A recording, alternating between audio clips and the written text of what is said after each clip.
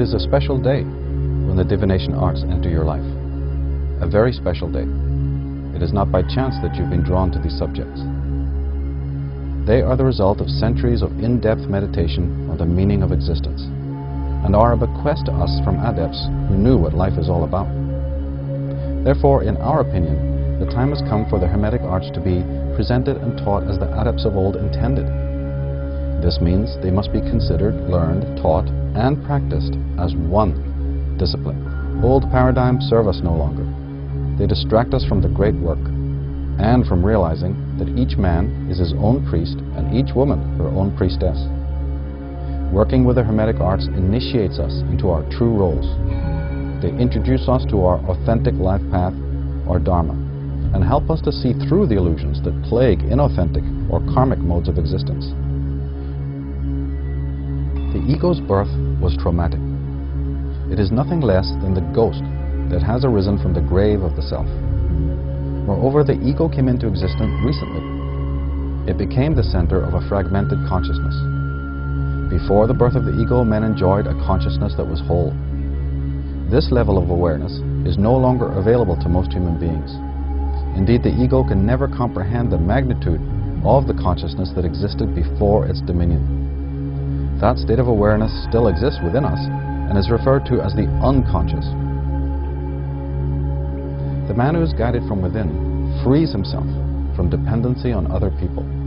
He never has to seek guidance from the misguided, and hastens instead to attain the kind of life he's meant to live.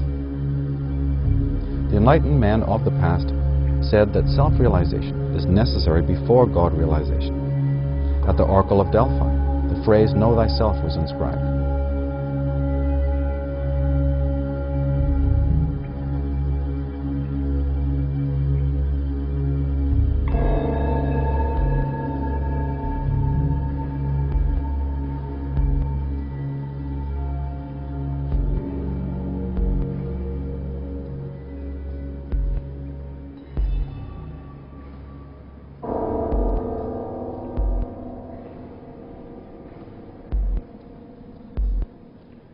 Everybody has a shadow, because you see, it's always the devil, the unacknowledged one, the outcast, the scapegoat, the bastard, the bad guy, the black sheep of the family. It's always from that point that generation comes. So, in the whole scheme of life, there has to be the shadow, because without the shadow there can't be the substance.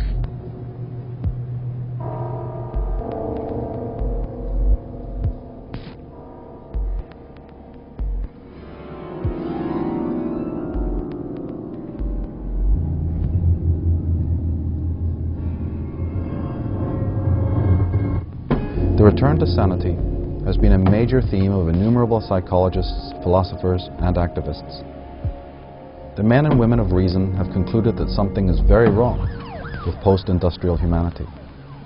Experts have gone to great lengths to describe what is wrong with the way urban man lives.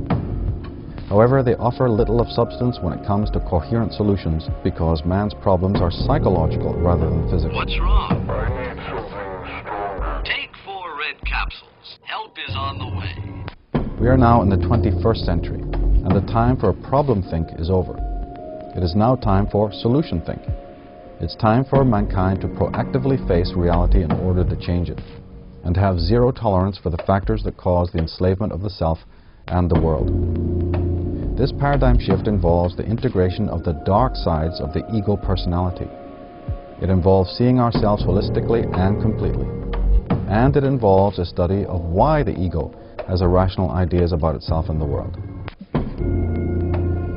In this narcissistic age of moral and spiritual decay, we would do well to remember that the most pernicious diseases are not, as is commonly thought, of the body but of the mind.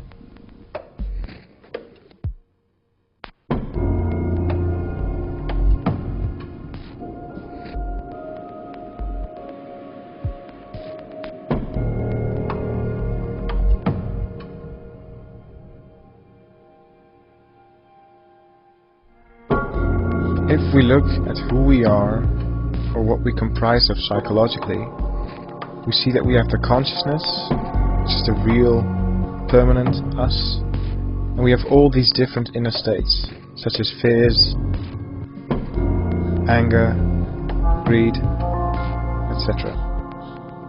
These states have a large influence on how we act and prevent us from seeing the world clearly. These are known as egos. All I ever have to do is be famous. People watch me. They love me. When we are in awareness, we can perceive reality clearly. However, we normally spend our days being caught up in the ego states. The consciousness is then not active, and we live in our own world of thoughts and emotions. And in this way we live our days, years, and lives in a daydream of the mind. This is what is often referred to as being psychologically asleep. I have exposed myself to every form of disease, accident, and violence. I have driven myself to delight in dirty and disgusting debauches, and to devour human excrement and human flesh. I have mastered every mode of my mind, and made myself a morality more severe than any other in the world.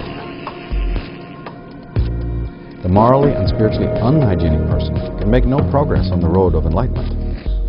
Time may have passed since the days of the great adepts, but nothing has changed in this regard.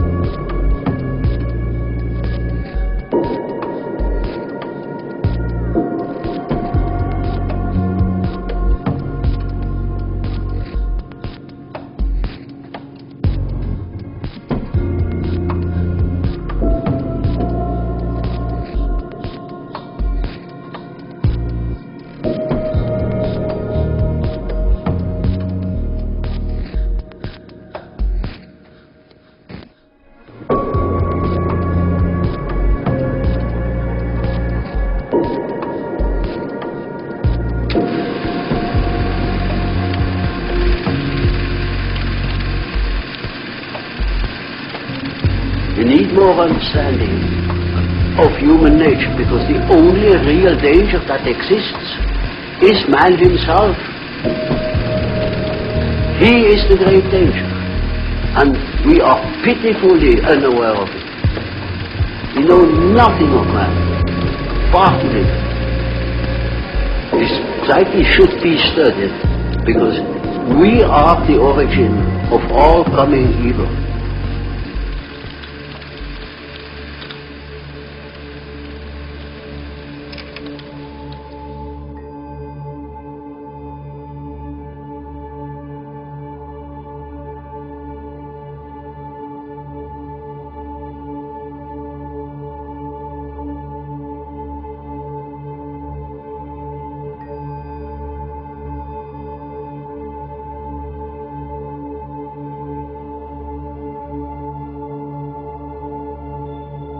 Working with the divination arts allows us to upgrade our intellect, imagination, and perception. When our psyche is hygienic and operating from a high frequency, we move with greater speed towards our Dharma or authentic life purpose. We're also protected against the many negative influences and viral messages that pour in from the world to besiege the mind and make us toxic and unsane. Today, most people are massively overstimulated by the stuff of the world. Their minds have been overwhelmed and their critical faculties are frozen. In the place of reason, we have faith and belief. But faith and belief do not contribute to the healthy progress of civilization. On the contrary, they bring about the fall of civilization.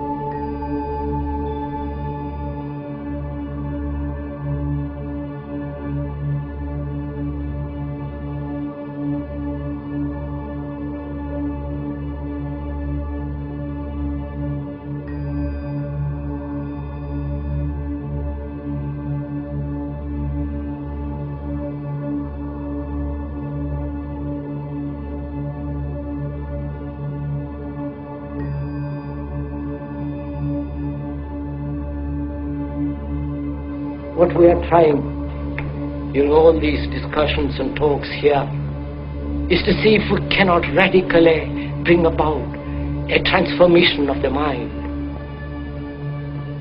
Not accept things as they are, but to understand it, to go into it, to examine it. Give your heart and your mind with everything that you have to find out a way of living differently.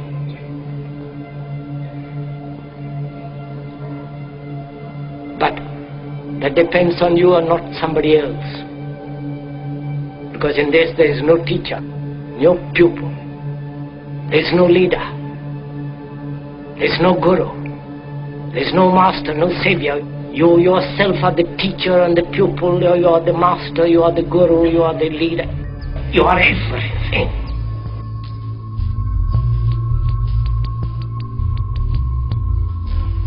Realize that all matter is merely energy condensed to a slow vibration. That we are all one consciousness experiencing itself subjectively.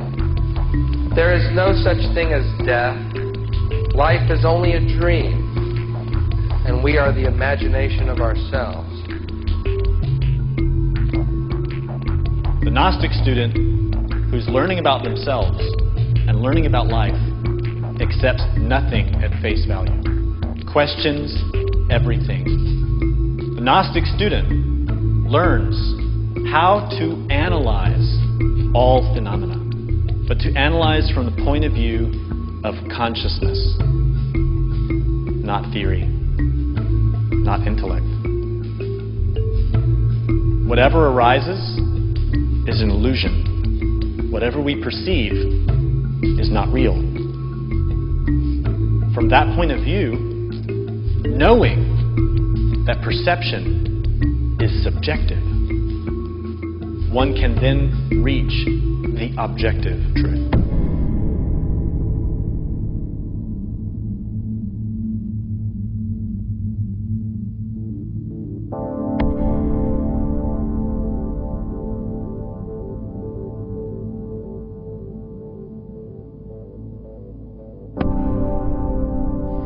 God, or your essential nature, is not something, not content, not form. The best description through words is to say not what it is not. And then you're left with what it is, which cannot be named, but can be known.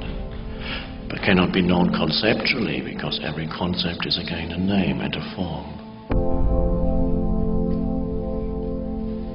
It can be known simply, easily, in the silent space of stillness.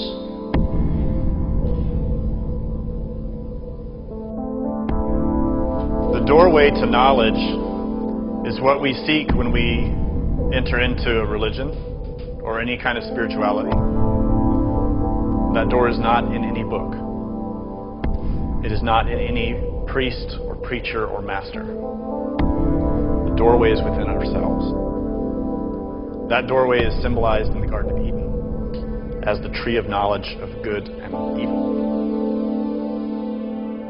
That tree of knowledge is that doorway to awaken the consciousness and to have the direct experience of God.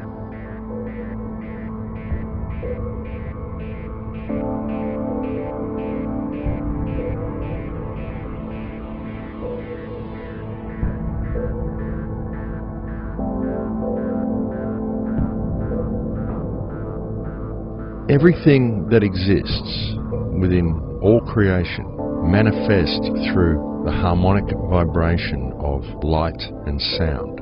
Everything that exists is simply pure energy. If you really get down to it and look at reality on a quantum level, it's all about different vibrational frequencies of light and sound. Everything. And it's all connected because all is energy. Energy is what makes up reality.